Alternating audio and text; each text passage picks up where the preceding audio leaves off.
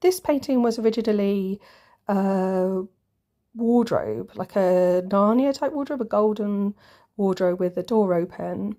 But I never really liked it. I just felt as if it didn't really go anywhere other than into the wardrobe. So I yeah, went over it with wild patterns, and I kind of prefer it when it's a bit more complicated to try and work out what's going on.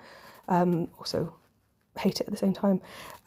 So here, what drew my attention is like a head, and the body is made up of letters. So if I just zoom in on that a little bit, and almost the red is often depicted of fire. I guess it could also be symbolic of blood, but I get the impression it's fire. There's a bird sort of coming in here that dives into a snake that goes around, and I feel these sort of little circles look a bit like nuts. So WA made me think of Alpha and Omega, but the other way around. So like the opposite. There's obviously in Hebrew that would be Aleph and Tav, or Alap and Tau in Aramaic. So that would be Ta as opposed to Wah, like a baby crying.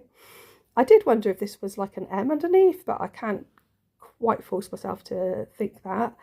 But what I did think is that W is also the representation of the seated queen, which is the Cassiopeia constellation. So that's just random thought about that. Omega is equivalent to the number 800 apparently. And what else?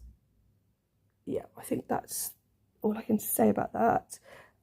So over here it looks like a rabbit again, and what else? This looks a bit, I've seen this before in one of my paintings, is like it's a flower that also looks a bit like a crocodile, so I guess it's like a Venus flytrap type thing, something that's would eat something. This looks like a face with wild hair. This is, I think it's a monkey going into a fish, going into a person that's swimming possibly.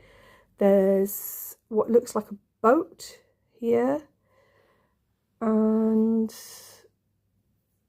there's also this character that looks like a minotaur, but possibly like a female one.